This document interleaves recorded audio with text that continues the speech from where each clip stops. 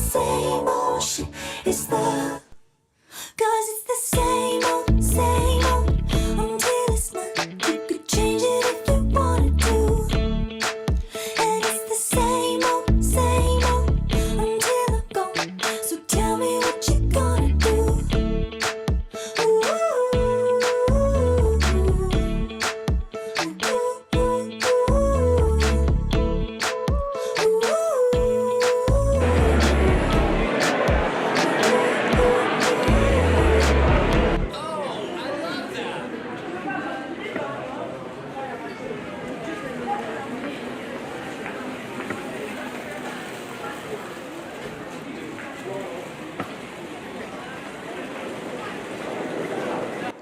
Goedenavond allemaal, welkom terug. We kijken hier even, heel even kort, naar de grens tussen Oekraïne en Polen.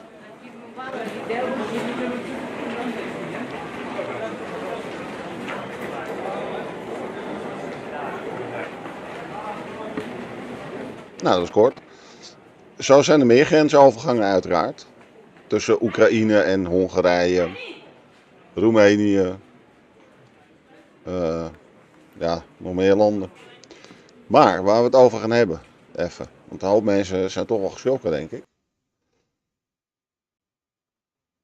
En zal ik dan beginnen met defcon of met dit? Nee, ik begin met dit. We gaan even luisteren. En let vooral op het woord deterrence, wat onderin staat, want hij spreekt natuurlijk Russisch. Wel gek met Russen, die doen dat, hè. Kunnen ze, dat is knap. En, maar het staat vertaald eronder, dus lees dat. Lees goed op. Let goed op. Вы видите, что западные страны предпринимают не только недружественные действия в отношении нашей страны в экономической сфере, я имею в виду нелегитимные санкции, о которых все хорошо знают, но высшие должностные лица ведущих стран НАТО допускают и агрессивные высказывания в адрес нашей страны. Поэтому приказываю министру обороны и начальнику генерального штаба перевести силы сдерживания. Zie dus hij heeft zijn generale staf heeft hij gevraagd om het Russische leger deterrence troepen, ik zal uitleggen wat het is, de deterrence forces in te schakelen. Российской армии в режим, в особый режим несения. Niet eens in te schakelen, maar om ze op hoge alert te zetten. Hij doet verder geen termpje. In Amerika heb je een term, dat heet defcon. En dat is defense condition, staat het voor, afkortingen, zijn ze gek op. Defense condition en dat loopt dan 1 tot en met 5. 5 is blauw, koud, goed. Rusland heeft dat misschien ook wel, dat weet ik niet, maar hij zegt gewoon op hoge paraatheid, vertaald. Dus deterrence groepen. Nou, ik moest gelijk denken, wat is dat ook alweer? Want deterrent, dat is schoonmaakmiddel. En daar is het van afgeleid, min of meer. Dus dan ben ik gaan zoeken. Nou, inderdaad, ik heb het woord gevonden. En de kernboodschap van Poetin laten vertalen in Google Translate. Voor de zekerheid, hè, want Engels is op zich geen probleem. Nou, wat hij dan zegt is, of tenminste niet wat hij zegt, maar wat je dan tegenkomt, wat hij eigenlijk bedoelde. Wat is afschrikking in het leger? Dat is dat deterrence, hè? Dus een beetje een duur woord voor afschrikking in de context van een leger. Afschrikking. Militaire strategie waarbij een mogendheid de dreiging van represailles effectief gebruikt om een aanval van een vijandige mogendheid uit te sluiten. Nou, om dat even heel simpel uit te leggen. Je bent in de discotheek, man of vrouw, maakt niet uit. Je krijgt ruzie met iemand. En die zegt, als je nu niet ophoudt, trek ik je kop eraf. Nou, dan heeft hij op dat moment deterrence gepleegd. Een bedreiging. Alleen, dat doen die eigenlijk non-stop. Dus, met nucleaire wapens aan beide kanten. Dat is net een Mexican standoff, dat iedereen een jachtgeweer van een meter op elkaar heeft gericht. En even trekker overhalen en alle drie dood. Het is niks nieuws. Maar dan zou je denken, want het klinkt zo eng. Oh, wat eng. Het is alleen maar uitgesproken wat altijd is. Dan staat Amerikaanse defcon. Ik zal die microfoon wat zachter zetten, want die springt steeds in de rode. Dan staat de Amerikaanse defcon natuurlijk op 1. Hè? Hoe lager, hoe erger. Die zijn in opperste verdediging en aanval. Defcon 1. Nee hoor, staat op 4. Zul je denken, ja, maar dan staat hij dus normaal op 5. Hoogste, of tenminste, het is hoe je het zegt, hoog, laag. Maar als hij op defcon 5 staat, is alles goed. Dan groeien er viooltjes in de gangen van het Pentagon. Dat is niet zo, want met Afghanistan en al die andere dingen waar Amerika in zat, was het 4. Het is nog steeds 4. Nou, waar kun je dat vinden? Dat publiceert Amerika gewoon op Facebook onder andere. En de huidige, het is trouwens Defense Readiness. Ik zei Defense Condition, maar het is Defense Readiness Condition, DEFCON. Dat is dus een alert systeem. Dus hoe alert is Amerika? 1 tot en met 5. 1 is heel erg, 5 is goed. 4 ook trouwens, die is groen. 4 is vrij standaard namelijk. Het is zelden of nooit 5. Dus ondanks wat Poetin heeft gezegd en dat mensen er heel bang van zijn geworden, het zijn woorden, luchttrillingen. Die status is er altijd. Als mogelijkheden kernwapens hebben, Frankrijk ook. Er staat waarschijnlijk niemand bij stil. Frankrijkse leger is het 4e machtigste leger ter wereld, puur en alleen door de kernwapens die ze hebben. Zowel lange afstand als korte afstand. En heel veel kennis over nucleaire aangelegenheden. Dus ja, het lijkt allemaal heel eng en het is natuurlijk ook niet goed. Maar er is eigenlijk in dat opzicht niks veranderd door zijn praatje. Oké, wat heb ik nog meer klaargezet?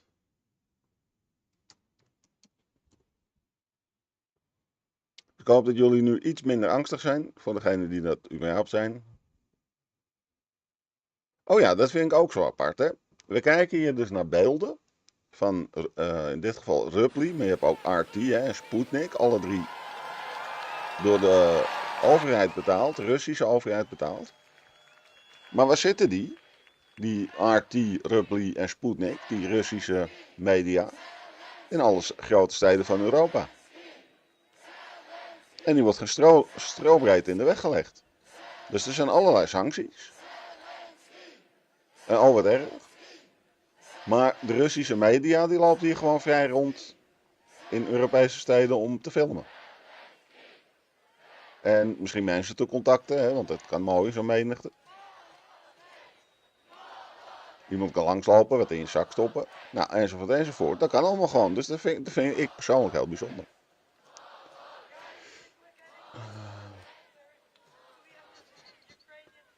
Deze moet ik hebben. Ik check even gelijk de updates, hè, als er dan toch wat binnenkomt. Hier, Rupli. Nou ja, dit is dan in Polen, dat vind ik iets logischer. Polen, ook een hoop vluchtelingen uit Oekraïne. Live ook. Ja, die beelden kun je te kust en te kleur vinden. Heel veel vinden.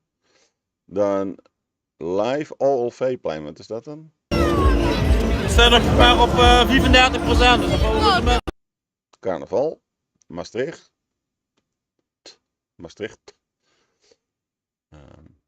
Kan je? Ik wil even zoeken.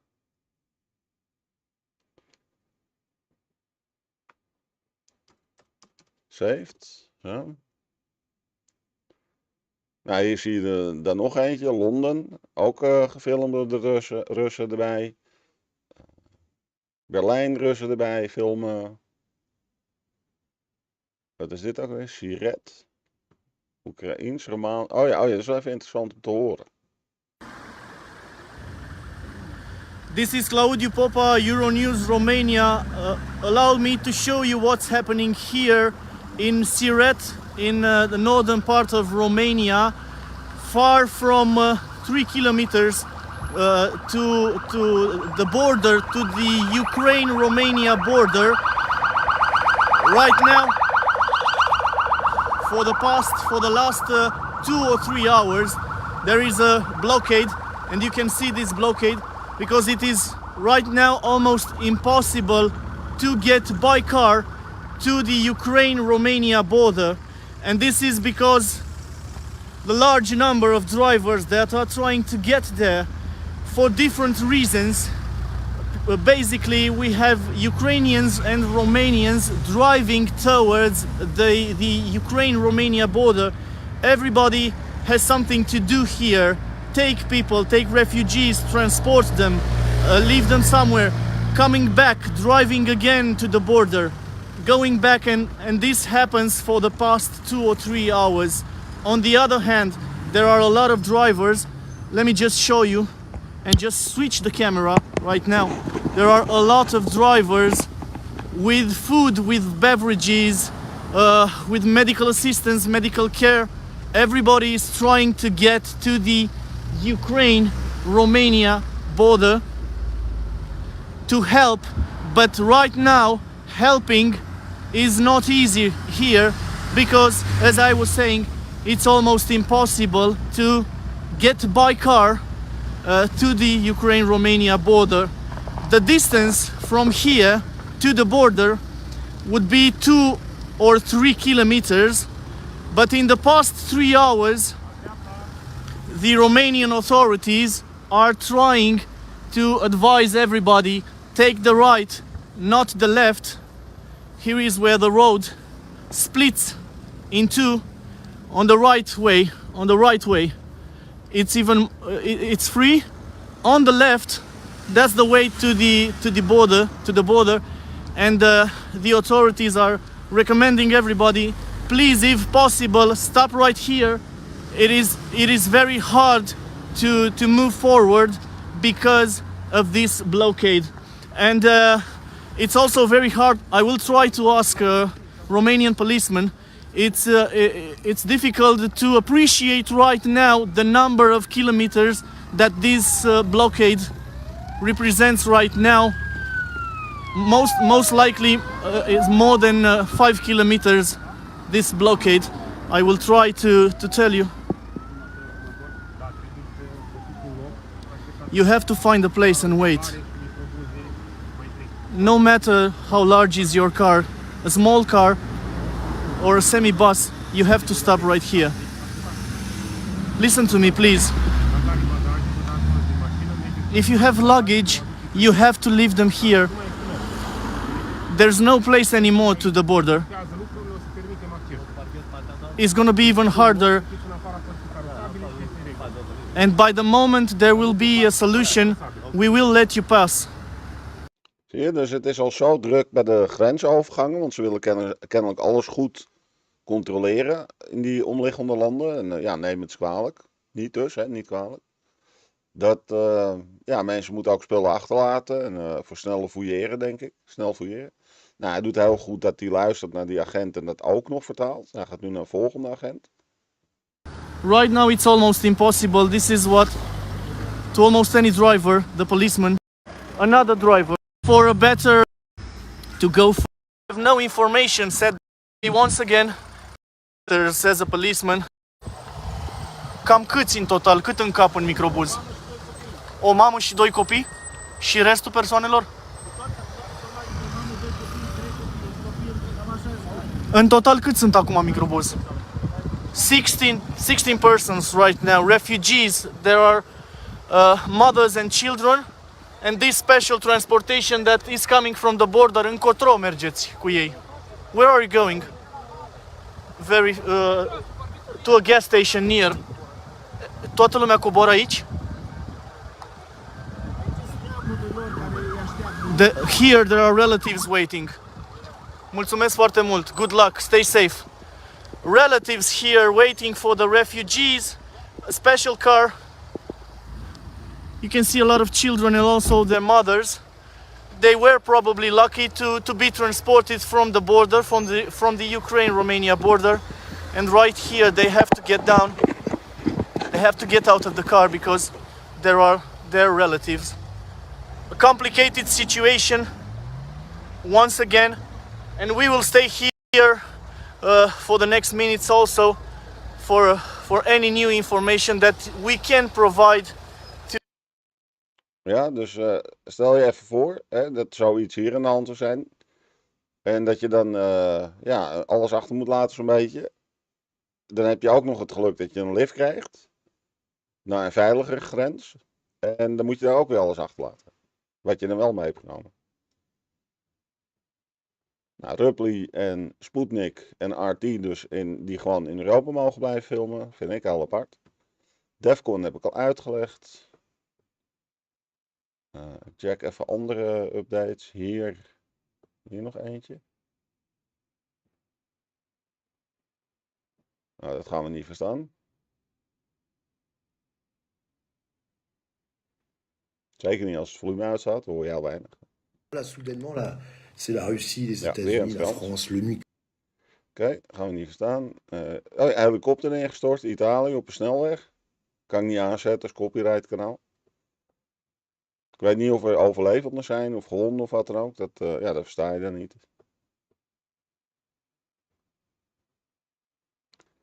Oké, saved had ik gezien.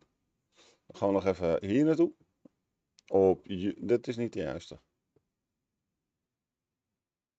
Eentje terug. Die is weg. Dat is balen. Ik tik even in Kiev. In hun taal. En dan gaan we even kijken naar het afgelopen uur.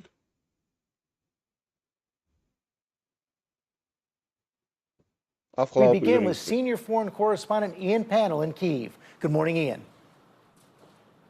Yeah, good morning, George. We're in Maidan Square.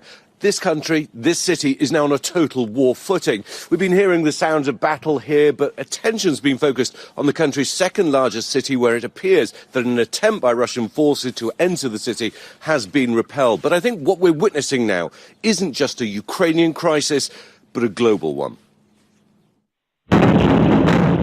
This was the week the world changed. The post-Cold War order shaken to its core and a full-scale conflict erupting in Europe 75 years after we swore never again. This morning, Russian tanks and troops, artillery and aircraft are pummeling the Ukrainian capital Kyiv as they lay siege to the city. Once again, air raid sirens are ringing out across the capital, Kyiv. Although there's been a lull in the fighting for the last couple of hours, the fears are that the Russians have been resupplying and are ready to mount a real attack inside the city. 4 days ago, President Zelensky was saying he didn't think Russia was planning a large-scale invasion. Today, the former actor and comedian has become commander-in-chief, leading his country in defence of the nation, saying our arms are our truth is that it's our land, and we will defend all of this. For months, Putin's kept the world guessing about his intentions, massing 150,000 troops while making extraordinary demands, guarantees Ukraine will never join NATO and that the alliance should pull back from Eastern Europe.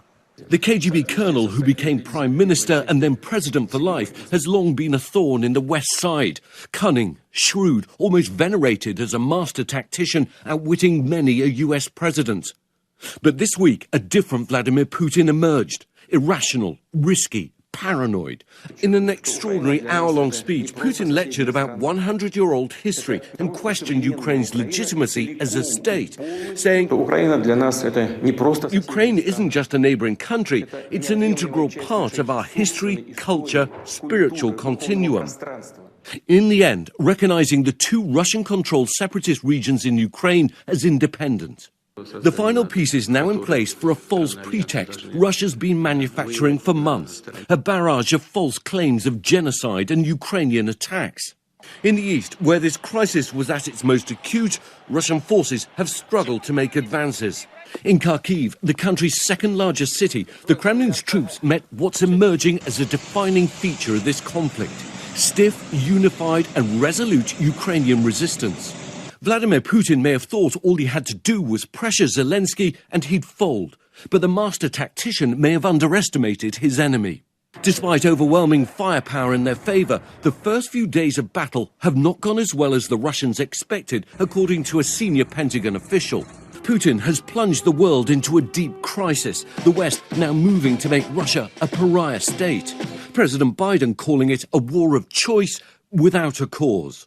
Putin is the aggressor. Putin chose this war. And now he and his country will bear the consequences. Ja, dat doen ze altijd, die leiders, hè. Leiders. Verspreking, leiders. Die zeggen van, Nee, Poetin is toch wel gevaarlijk. Wat een stoute meneer. Poetin zegt over de NATO of Biden of wie dan ook, wat een stoute meneer. Consequences. The administration, along with Britain and Europe, introducing a raft of sanctions targeting Russian banks, business elites or oligarchs and their families, even President Putin and the Foreign Minister Sergei Lavrov. This is going to impose severe cost on the Russian economy, both immediately and over time. NATO activating its rapid response force for the first time in a defensive role in Europe. Up to 40,000 troops to bolster allied countries close to Russia and Ukraine, and 7,000 American troops ordered to Europe could soon make up part of this.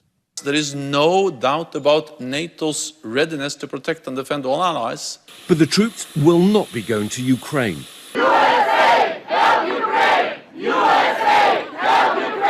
The West's response exposes the limitations of confronting the world's second most powerful nuclear nation.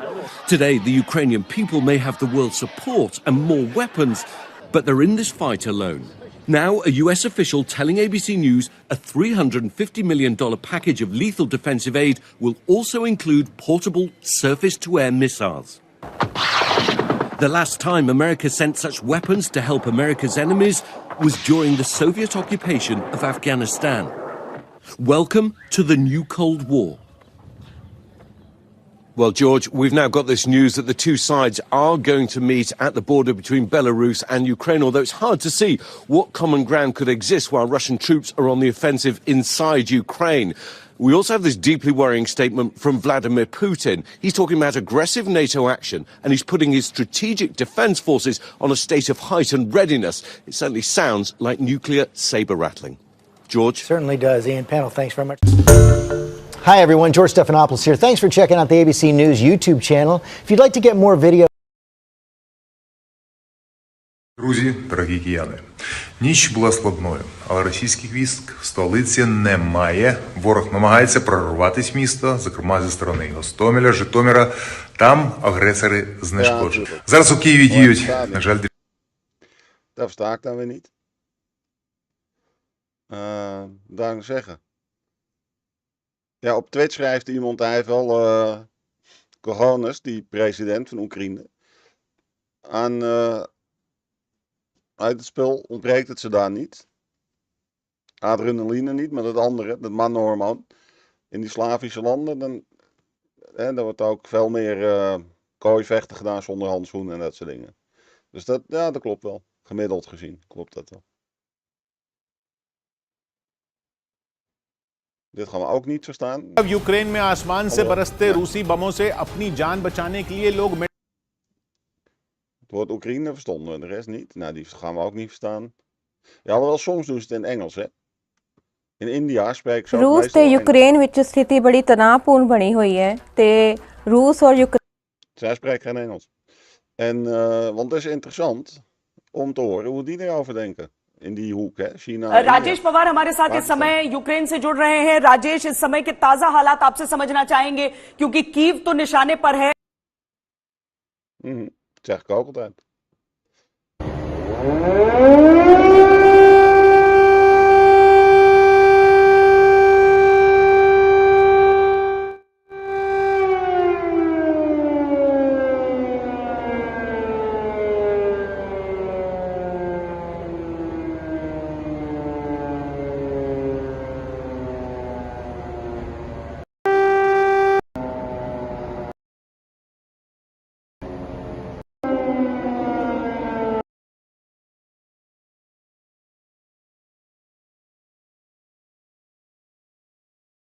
Because across Kiev at this point in time, necessary, dangerous, clearly pulling out the nuclear card this evening. The gloves are truly off. Putin has warned Ukraine. It's an open challenge to the West to act now or retreat. He's pulled out the nuclear card. I had just had breaking news some time back. I'll tell you more about it now, viewers. We had Putin, who had placed Russia's strategic deterrence forces, including units which are in charge of its nuclear capabilities, on high alert. So this was clearly pulling out the nuclear card.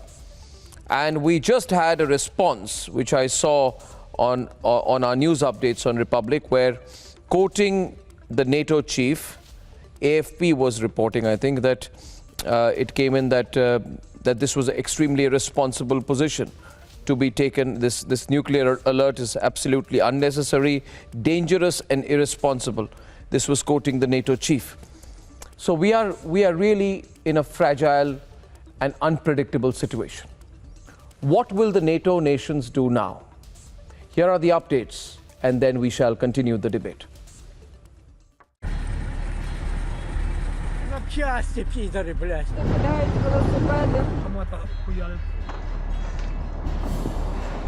There have been several air raid alerts that have been sounded off in Kiev itself. And now what you see right now from here, a little far away, because we've been asked not to really disclose the area, the bunkers, because remember that remains one big concern, because across Kiev at this point in time, since late last night, there is an increased activity, and there is a fear that there could be an air alert, or rather an air bombing that could take place.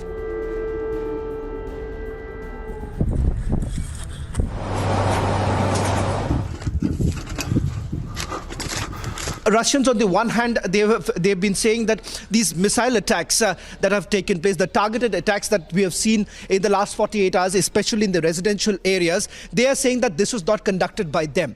If you simply go by their claim, they are saying that the air defense system of the Ukrainian army has gone awry, and that's why some of these missiles have struck their own buildings, which the Ukrainians have already rejected. В Харьковской области 302-й зенитно-ракетный полк Вооруженных сил Украины, оснащенный комплексами ПВО БУК-М1, добровольно сложил оружие и сдался.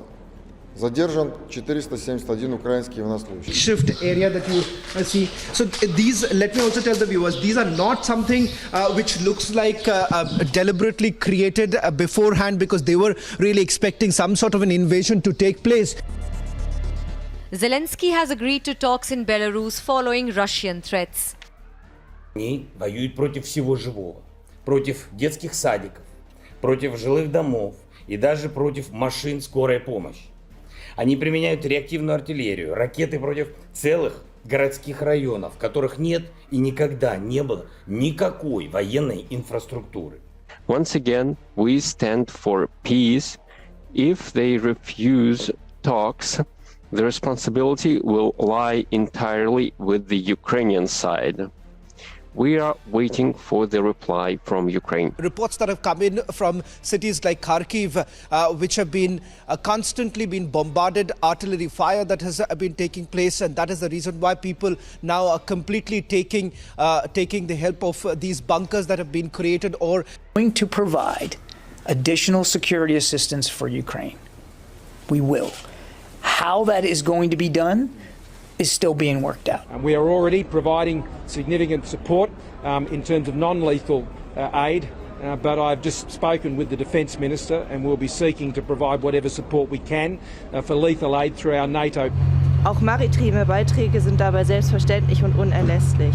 Heute wird deshalb die Korvette Erfurt auslaufen, um sich der Standing NATO Maritime Group 1 oder auch SNIMIC 1 in der Nordsee anzuschließen. We are deploying elements of the NATO response force on land, at sea and in the air. Russian banks are being cut from the SWIFT international banking system. The world's dominant global interbank payment system, cutting banks off will stop them from conducting most of their financial transactions worldwide and effectively block Russian exports and imports. Is the action by the West going to be enough with the invasion already underway? Without drastic military intervention, is it all too little, too late? Can the West be taking baby steps when the future of an entire nation is at stake?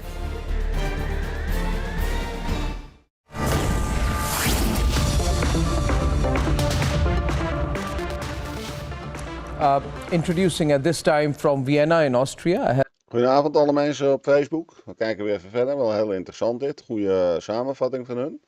Waar zitten ze eigenlijk? Het heet Republic TV, maar ja, dat zegt niet alles. Het lijkt mij uit India of zo.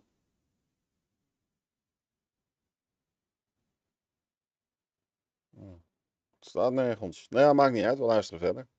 We have Velina Chakarova. She's director of the AIES, which is a research institute and well-known think tank with a focus on this area, NATO, Black Sea, Middle East.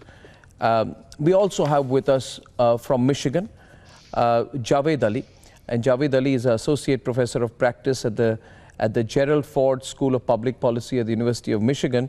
And he has held position in the Defense Intelligence Agency, Department of Homeland Security in the US before joining the FBI.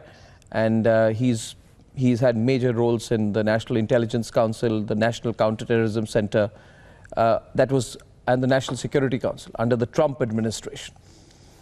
We have also with us from a Moscow perspective, we have with us from Moscow Peter Cheremushkin. He's a journalist and senior fellow at the Association of Researchers of Russian Society 21st Century. That's Peter Cheremushkin for a first perspective from Moscow.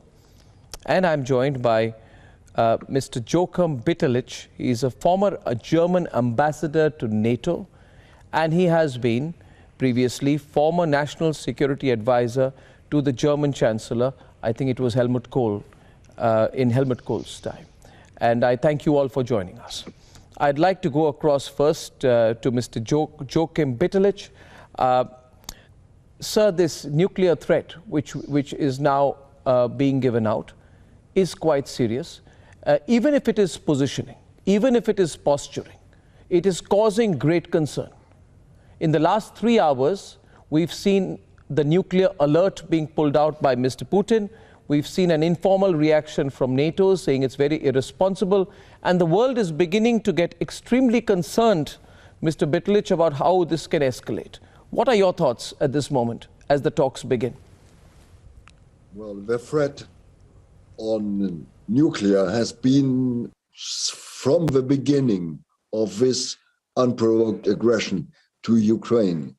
Putin announced it from the beginning that he may use nuclear forces. And what he means by this is at least telling if NATO is interfering actively in this Russian aggression in order to defend the Ukraine. I want to say welcome to the English-speaking people on Twitch. Yeah, mostly on Twitch, I think. On Facebook, I do not see any new names. So feel welcome, and if you want to, you can type English in the chat, do remarks, ask questions. We are English capable, so feel free. Don't be shy, go ahead. This is for the Russians the case of using nuclear if they judge it necessary. NATO is not interfering directly. Ukraine is not a member of NATO, therefore Article 5 is not to be taken into consideration. It's on another field that NATO member states are supporting to a certain extent the Ukraine in this field. There's even a change in the positioning of the German government, which has been expected in the last days, today by Chancellor Olaf Scholz, who for the first time has clearly indicated what this German government is thinking about Putin's aggression. He appointed Putin as a war criminal. This is a totally new German position. It's a clearer German positioning, being on the side on NATO members in Eastern Europe who fear really that Ukraine is only a first step that could be followed by other steps in the following months and years. And there is the risk. Putin is trying to change the Europe's map as designed from 1990 on. That means over the last 30 years. I stop here, I think, to introduce the subject.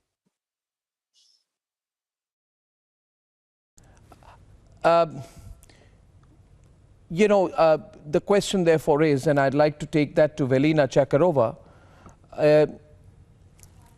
this is real, Ms. Chakarova. And what Putin is doing, we are in no position to read his mind.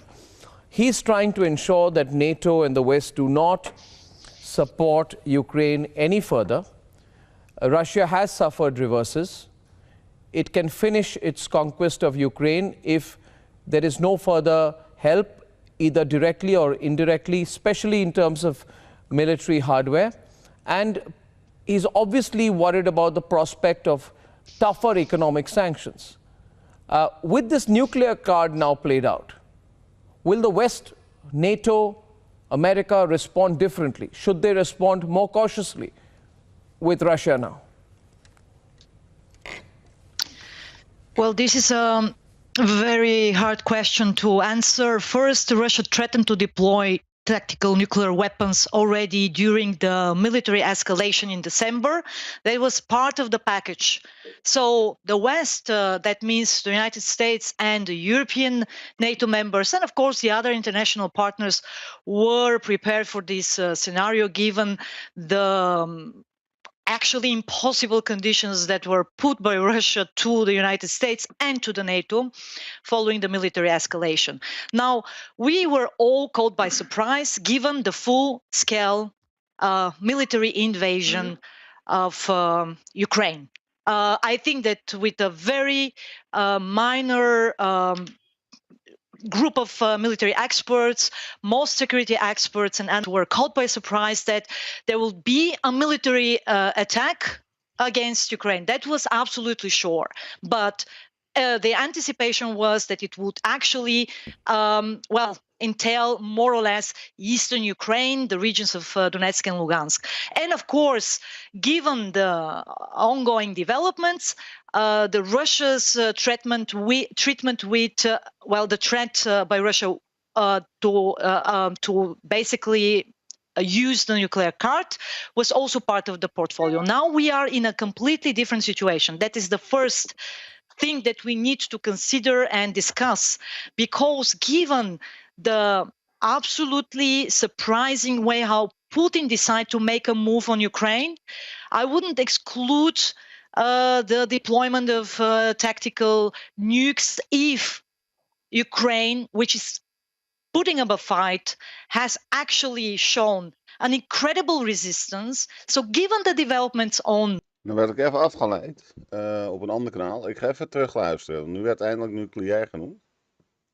The Ukraine deployment to make a move on Ukraine, absolutely consider and discuss, because given the absolutely surprising way how Putin decided to make a move on Ukraine, I wouldn't exclude the deployment of tactical nukes if Ukraine, which is putting up a fight, has actually shown an incredible resistance. So given the developments on the battlefield, that might be also part of Putin's response. Now, when it comes to the tactical nuclear weapons, Russia is definitely in an advantage. That means that the number of the tactical nuclear weapons as compared to the American ones is much higher, around 2,000. Then we have also a scenario developing in Belarus with the referendum taking place today. And I wouldn't exclude a scenario where we would end up with Belarus becoming exiting the neutral status and becoming a playground for the deployment of Russian tactical nukes. So we have to deal with very serious developments which are actually taking place ad hoc. I wouldn't at this stage of the developments, depending on, of course, on the further... Ja, ze kan wel zeggen ad hoc, maar ze weten zelf ook dat dat zelfmoord is. Alleen al de troep, hè. Stel, ze gooien een kleintje op Kiev.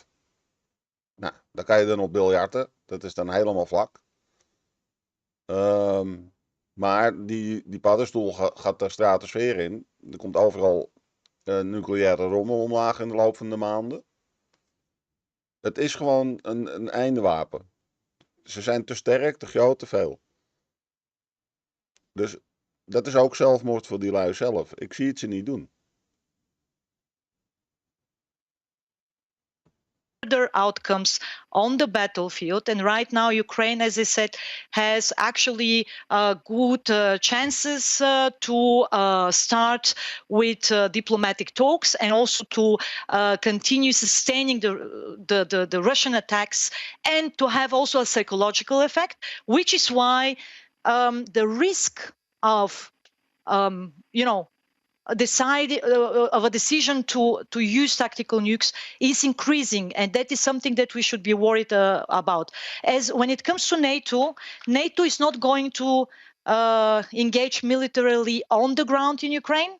NATO is going to provide military assistance. En hou er rekening mee, die vrouw kan dan veel van die landen afweten. Ze is geen toekomstvoorspeller, hè.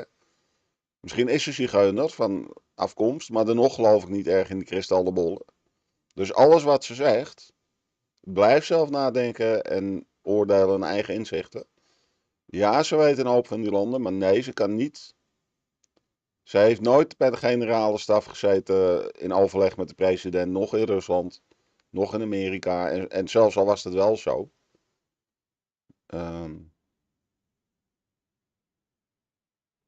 Met nucleaire wapens is het gewoon over. Dan is de mensheid gewoon voorbij. Dan is het geen great reset, dan is het een great wipe-out. Daar zit het universum verder ook niet mee, denk ik. Maar dat zie ik niet gebeuren. Dat slaat nergens op. There is currently a flood of arms, ammunition, and also fund being provided by all NATO members. But we should not really consider a scenario where this will end up as a NATO versus Russia military conflict. Consider a scenario where this will end up as a NATO versus Russia military conflict. Het is jammer dat ze door elkaar heen gingen. Volgens mij zei ze, dit zal erop uitdraaien op een conflict tussen Rusland en NATO. Maar wederom oordeel zelf, want ja, ze zaten door elkaar heen.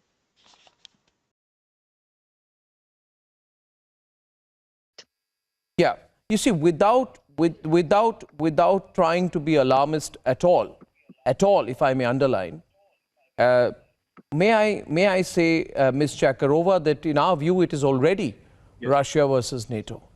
It is not Russia versus Ukraine. And I think the sooner the world realizes and stops denying the fact that it is Russia versus NATO and America, the better it is. I truly believe that if there is to be peace, the shadowboxing must end. There has to be a global conversation. And true also because, and I'd like to go to Moscow to Peter, now there is this nuclear shadow over the whole situation, Mr. Peter Cheremushkin. Isn't that? And I'd like to get you into a conversation with Javed Ali from Michigan. The whole situation has changed in the last 12 hours or so. There's a very serious nuclear shadow over the whole situation, and the country talking about it, Mr. Javed Ali, is the most nuclearized country in the world, which is Russia. It is being pushed. It is losing men. It is losing machines in Ukraine. But Peter, will Russia really use the nuclear card? Well, look, I don't have a crystal ball, but I must start with saying that I'm very, very upset with current situation, extremely upset.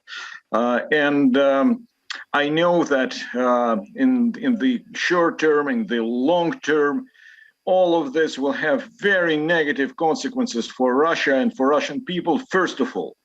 I think that, yes, Ukrainians are suffering now. They are the victims of aggression. But the second victims are Russian people who would be sanctioned, who would be in the first row of the problems because of their irresponsible leader who doesn't care about the well-being of the people, but cares only about himself. Yeah, I'll pick up on that point. I would agree. There are no winners here. There are only right now. Kijk, die ene meneer, tweede van links, derde van rechts. hij heeft een oor- en wangwarmer. Dat is voor koude landen. Dat is lekker. Yeah, there are no winners here. There are only victims. And on the Ukrainian side, obviously, the people of Ukraine are suffering significantly. But as the previous speaker mentioned, President Putin made a very calculated risk. And right now, that move to invade versus just keeping the troops on the borders looks like it is backfiring at every level on the battlefield in Ukraine. To say nothing of the short-term and economic impact that Russia will have to feel, both at the leadership level and with the people. As the previous speaker said, the diplomatic. De diplomaten, daar gaan we verder naar luisteren straks. En nu komt Sputnik live. Even kijken waar Sputnik zit. Oh, nee, het staat er in het Italiaans, Frans. Polono, Oekraïne.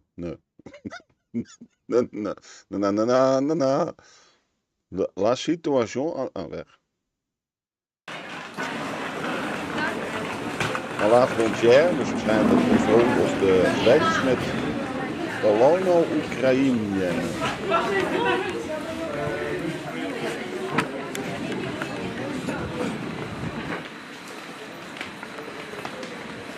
Dat staat niet in beeld. Ja, nu wel. Wacht. Ja.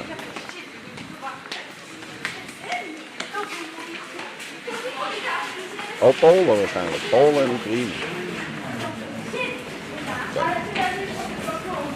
Nou ja, dat is even voor de mensen op Facebook. Die hadden het erover. Ja, dat is dus wat ik ook al zei. Sputnik, RT en Ruppli. Alle drie door door de staat van Rusland betaald. Dan wel deels betaald. Staat ook gewoon op Facebook, heel apart. Die lopen overal maar rond in Europa te filmen en te doen. En ja, ook in die landen, maar dat vind ik dan weer minder vreemd. Alhoewel, ja, het zijn misschien geen Russen, want hier in Nederland liep toen een Spanjool in Den Haag. Met het truckersprotest dat heel even in Den Haag was. Dus het hoeven trouwens geen Russen te zijn. Maar ze worden wel door Rusland betaald en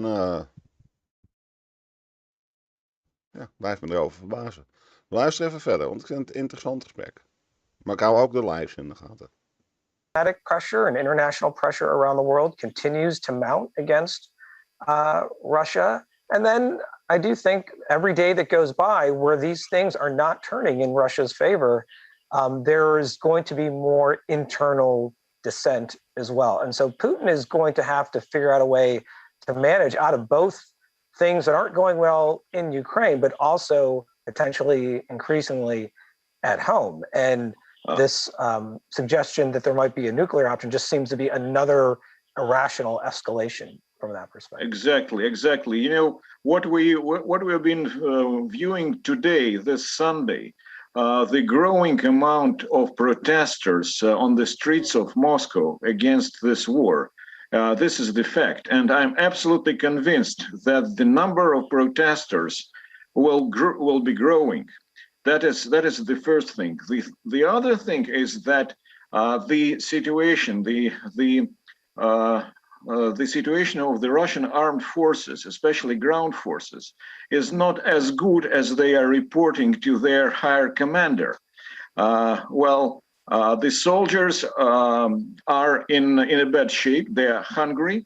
They are asking for food at the local population. And the resistance of Ukrainians should not be underestimated. It will be a very, very severe and strong resistance against. After all, they are fighting for their land, and even if Kyiv will be captured or any other major Ukrainian city will be captured, there will be strong resistance that will have.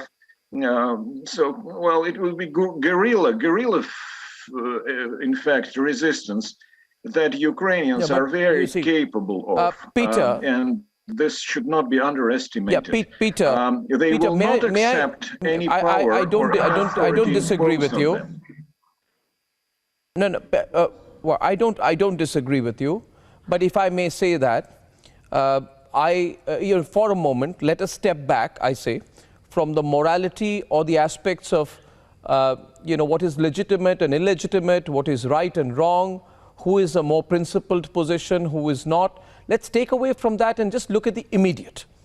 And my concern on the immediate, and I'd like to go on that to Einar Tangen from Beijing, who always denies that he's a pro-Chinese position, but he always has a completely predictably pro-China position. So I will call you pro-Chinese. Einar is joining us. He's a political and economy commentator from Beijing, and Dove is with us from America. And my concern is we can't be spectators anymore, can we, Einar? This is not. This is going into unpredictable waters. I don't know exactly why you like to introduce it was one thing. No, Einar, if I may just complete my question, because I know that the moment I complete my question, you'll run me over and run over every other panelist as well. So allow me to just complete. Ja. Je rijdt me om, net als alle andere panelleden. Die rij je ook overheen. Nou. Wat wil ik nog zeggen? Oh ja, ik las van iemand op Twitch. Even kijken, nou moet ik het wel goed zeggen, haal ik het er weer even bij. En ga een keer kijken mensen, twitch.tv, twitch.tv. Mijn glazen bol zegt een nieuwe grens in Oekraïne, Korean-style. Dat is wat ik ook al een paar keer heb geopperd, als het ware. In de hoop dat de EU en NATO en Amerika en Rusland het zouden horen of zo. Nou, dat willen natuurlijk meer mensen. Maar het punt is, Poetin die wil gewoon... Die heeft een huurhuis en die zegt tegen de woningbouw... Ik ga de hele buurt op stel te zetten als ik buren krijg. Ik wil geen buren. Althans, die buren zijn Nederlanders en dat wil ik niet. Ik wil alleen maar Russische buren en die hebben jullie niet voor me. Dus ja, geen buren. Dus ja... Nou, volgende scenario. Oekraïne wordt in tweeën gesplitst door die rivier bijvoorbeeld.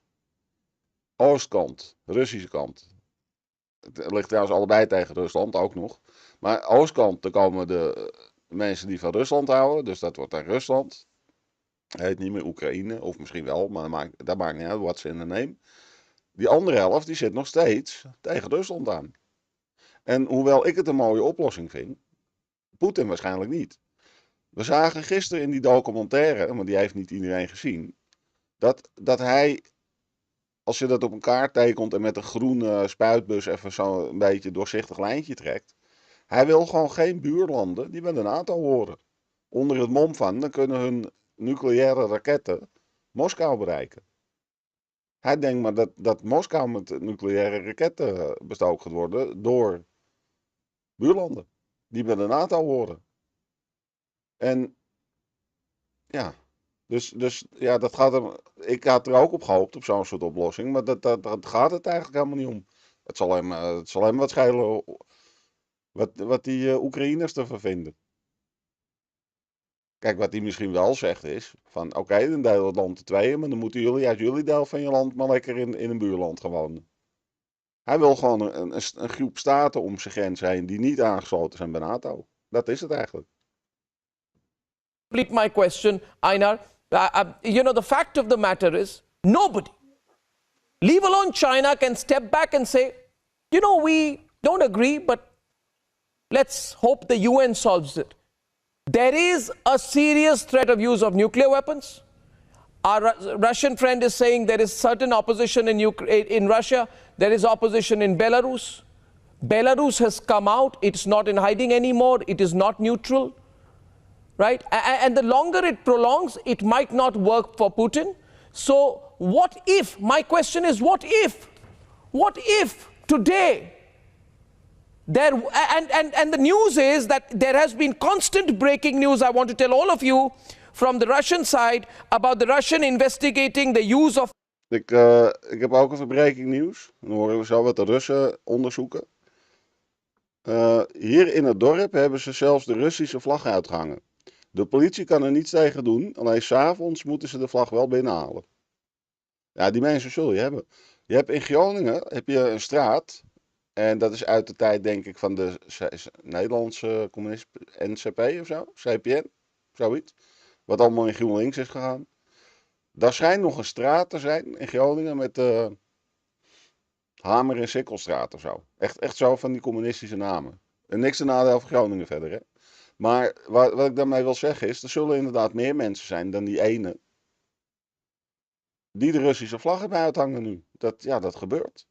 Dat zal je in meerdere landen hebben, die mensen. Ze zijn wel hopelijk in ieder geval. Wat onderzoekt Rusland? Phosphorus munitions by the armed forces of Ukraine near Kiev. There have been 3 separate news flashes that the Russians are examining the illegal use of phosphorus ammunitions by the Ukrainian armed forces. Are they building a case for the use of nuclear weapons? And what can stop that? Einar, over to you. I think China should also step in now. What do you think, Dov? Einar first. Yeah, my question is over. As soon as India does. In any event, the issue here is that there's no off-ramp at the moment. You say you don't want to consider morality and all of these things, right or wrong, but I think the Ukrainian people... So at this juncture, the biggest danger here, as previous guests pointed out, is that there does not seem to be a way to bring this to a conclusion. It's not clear exactly what Putin's long-term objective was by this. It's resulted in overwhelming condemnation, not only at home, but abroad. So this is the danger. Once somebody starts invoking nuclear weapons, the question is he going to use it on Ukraine, or is he going to see NATO as being behind the defense of Ukraine?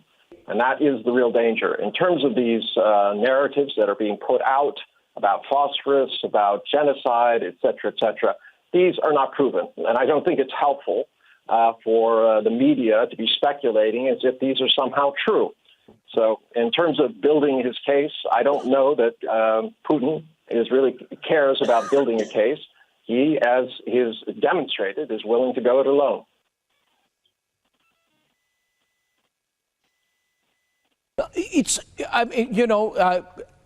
Einar, you're not addressing the question.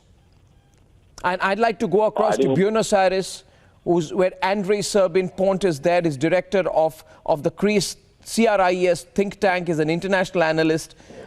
We are all getting concerned, and I think the only way out is a global negotiation.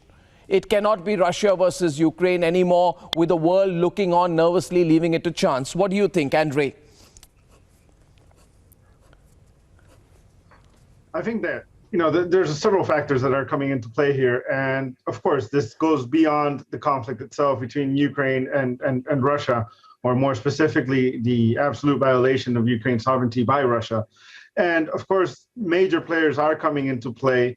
But, we have to really consider if a lot of the players that are in play are interested in engaging certain types of discussions or amplifying these discussions. For the moment being, I think that we have to really consider what NATO is going to be doing in the foreseeable future, how it's going to be facing off with Russia, especially after the actions it has taken in Ukraine, and how that may or may not lead to new tensions. I think that it's very bad messaging on behalf of Moscow at the moment, increasing their nuclear alert levels at this moment.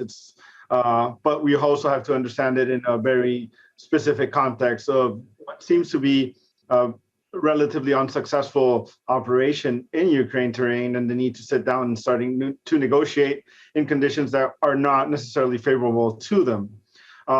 When it comes to global discussions, we have to really try and agree who are the global actors that are to be involved in these discussions.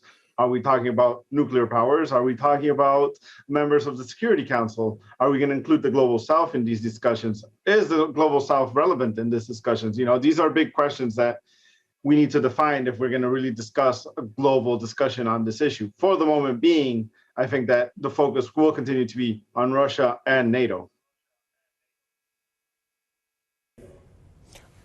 Yes, but okay, Dov. Andrei says we need to decide who the protagonists in that discussion are going to be. For starters, I have been of the view constantly that it is America. Joe Biden and the rest of NATO should come out of hiding and stop operating in the shadows anymore. They cannot use Ukraine as a satellite state for their agenda and then send President Zelensky to negotiate with Putin. Well, We didn't send Zelensky for starters, but the more important question that you raise is NATO in the shadows and is the United States in the shadows? I don't think either are. I think it's pretty clear that that NATO and the United States are supplying the Ukrainians. They're the ones that are imposing sanctions. They're the ones that have sanctioned Putin directly. It's our friend from Moscow is pointing out that the Russian people are going to be hurt by this, and that's true. And it's nice that the Russian people are demonstrating. I don't know that Putin gives a hoot about that, quite frankly. I think he's scared. I think this nuclear alert is, frankly, that's the one thing that's going to worry even China, because who calls for a nuclear alert in wartime like this? This hasn't gone on in decades. I think it's a huge mistake on his part. What can be done right now? Very simple. They can call a ceasefire, immediate ceasefire. That's between Ukraine and Russia. And then you may want to bring the United Nations in, the Security Council in order to help with the developments. But that's what needs to be done. Okay, I want to go across to Yaroslav Telishun. Is our friend from Moscow responding? Okay, can I just get a response from... Okay, Peter was saying something there. Peter, yes. Yes, Peter. I was trying to say that President Biden has never hidden his position about Ukraine. He was quite clear about it. And after all, in Obama's administration, he was the one who was responsible for Ukrainian affairs. And in many ways, he is very much influenced by Ukrainian lobby in the United States. And he is listening to Ukrainian lobby in the United States that is pressuring him on independent and sovereign Ukraine. No, okay. So before I go across back to Joachim Bitterlich in a minute, I just want to add, bring in Yaroslav into the discussion here. Yaroslav is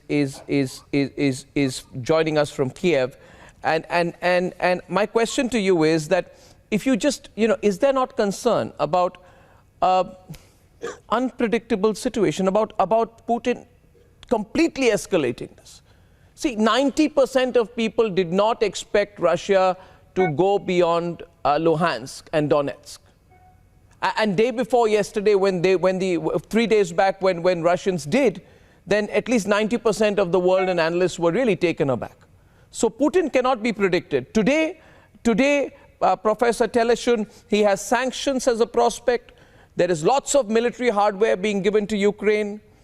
He has the prospect of international isolation. He has increasing domestic pressure from people. And he has a lot of armed personnel also lost. So he's in a very high pressure situation. What if the nuclear card is not just a threat? Does that worry you? Does that worry people in Ukraine? Of course, first of all, it worries people in Moscow, because in current situation, there are no winners in the nuclear war. It is well known for years. And Prime Minister Thatcher said this like 20 years ago. And it was decided that a nuclear weapon is a weapon of containment. The one who will use it will be the victim. Let me ask that to Yaroslav. But it's real, isn't it? But it's a very real prospect. Isn't it, Yaroslav, a very real prospect at the same time? Especially when it's coming directly from Putin. I don't think that he will use nuclear weapon. But at the same time, we must remember that we have nuclear fleet because, for example, nowadays Chernobyl nuclear power plant is held under control of Russian soldiers. So we understand that not even talking about different weapon, about Chernobyl plant, we have a nuclear fleet for this moment. So not only about a perspective, aggressive in the future, but for this moment. Of course, there will be discussion about organization, it seemed, on the 3rd of March. But as for me, it's a real threat, not only for Ukraine, not only for Europe, but for the whole world. when some speakers said that today's situation is a key and it's a key for security map of Europe, I don't agree. I think it's a key for whole world system security. Because nowadays Ukraine needs support, technical, material, finance support. Because, of course, Ukraine is ready to deal a war with Russian Federation to protect our territories, to protect our cities. Of course, it's very difficult. For example, we always, all day long, have airstrikes. For example, for these 3 days, it seems that I sleep only 8 or 9 hours, because always you must go down for shelter because of this Air Force strikes. But at the same time, we remember, when we deal with Mr. Putin, you can't be sure that he will deal, and he will deal with his part of promise. Remember about, for example, agreement between Ukraine and Russian Federation, which called Minsk II, and Minsk agreement about east regions of Ukraine, I mean Donbass. Of course we have agreement, but Russian Federation want to deal with this agreement and not to use all these points, all these paragraphs which hold in this agreement. As for me, if we want to deal with problem, first of all world states must show the supportness of Ukraine, because, you know, you said about NATO, and nowadays there are jokes that Ukrainian citizens always remember that we know abbreviation of NATO, North Atlantic Treaty Union. And nowadays in Ukraine it's a joke that NATO means another thing. It's no action, talk only. Our citizens is ready to protect their territory, but we must hold and see this support from other states. First of all, of course, we're talking about our partners, USA, European states.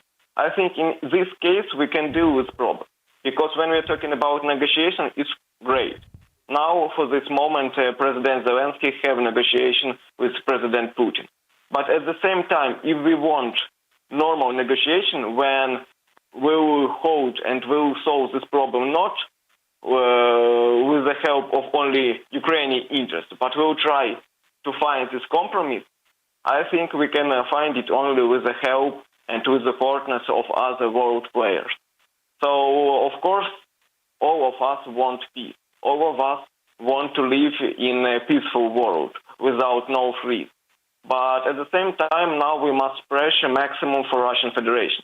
Because, you know, there were excellent words of Boris Nemtsov, famous oppositioner from Russian Federation, when he said that no sanctions, no force, no military aspect can stop Putin.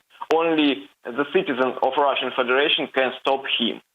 And as for me, when we make some sanction help for Ukraine, is that pressure, that instrument that help us to pressure, first of all, Russian citizens, and they will press President Putin. Only in this case we find a peaceful way how to solve this problem.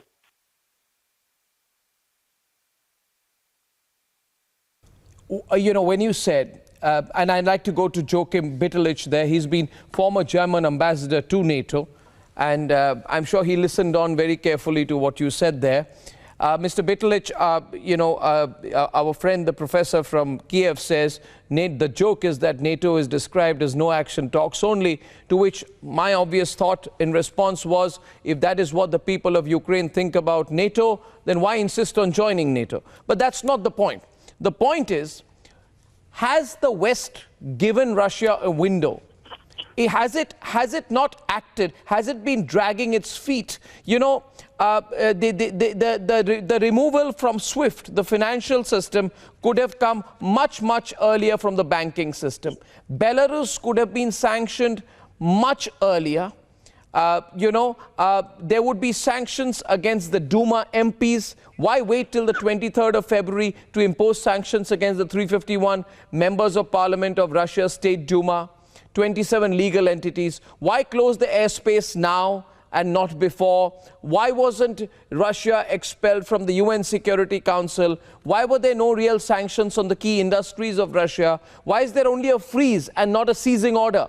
You say that you're going after Putin, his personal wealth, but again, you know, the sanctions on Russia's oligarchs are only limited to freezing accounts, not seizing the assets.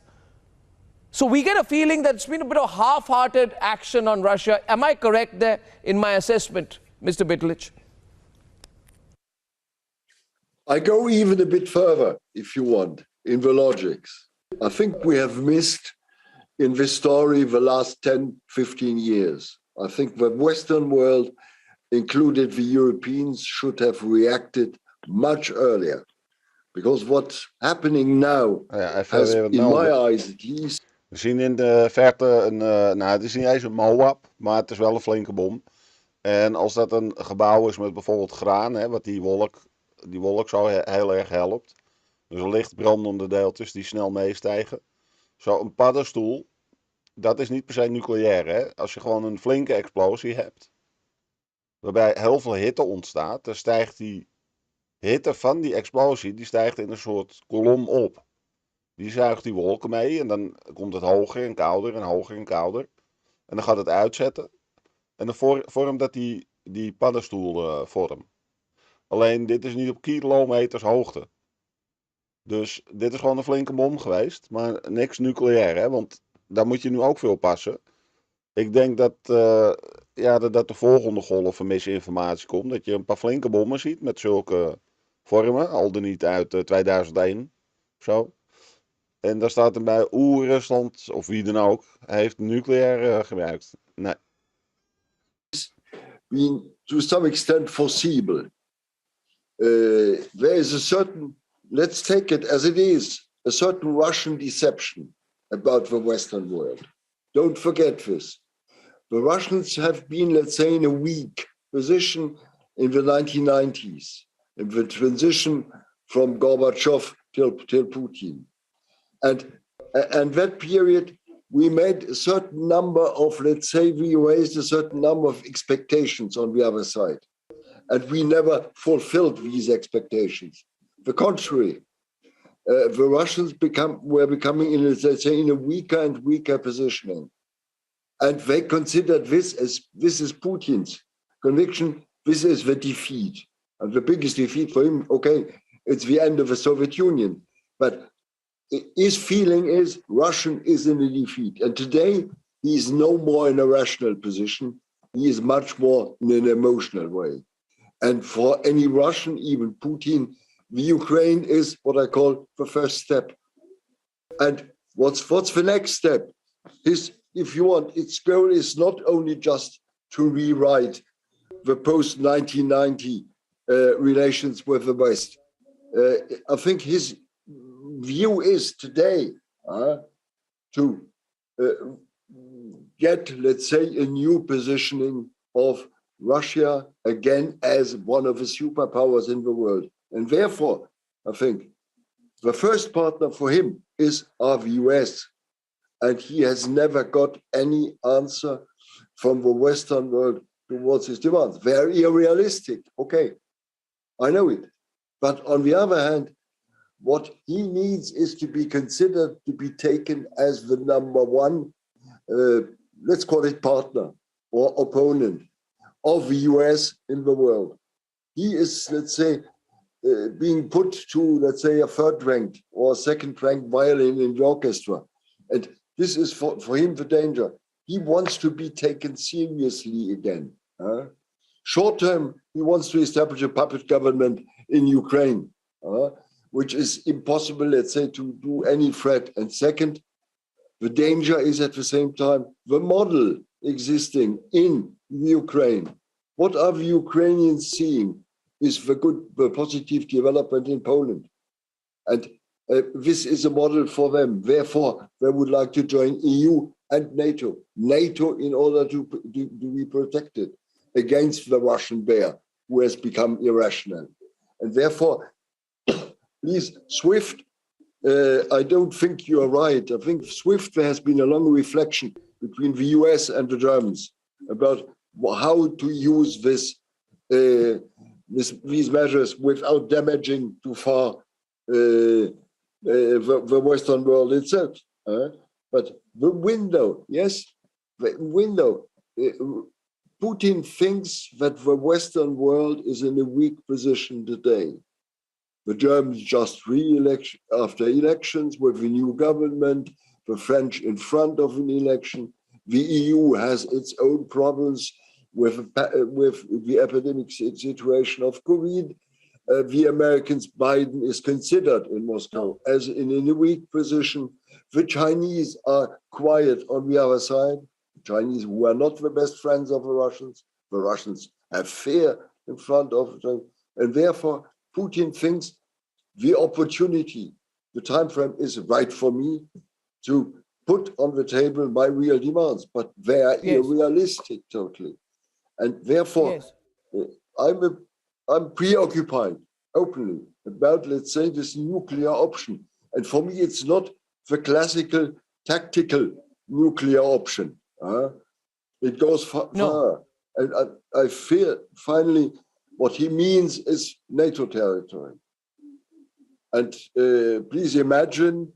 That's my concern as well. That is truly, I mean, you know, Mr. Bitterlich, you are the man of experience. You've been German ambassador. You've advised your country on national security. You've advised the former German chancellor. You know NATO far better. But I'd like to go across to Javed because, you know, Javed has been assigned to the National Security Council in the US during the Trump administration. And I have this image of Trump. You know, they always used to say that Trump is close to Putin and Trump is compromising American interest vis-a-vis Russia. But I have a clear visual in my mind of Trump talking, I think it was to the Germans or to the EU, and he sat to them and he said, I'm funding. He said, we are funding NATO. We are significantly putting more of our GDP into funding and defending and protecting European and NATO defense interests. But you are going and buying you know, your gas and your oil from Russia. And in fact, I think, you know, I thought Trump was extremely tough there with the Russians and with NATO. But we haven't seen that clarity from the president.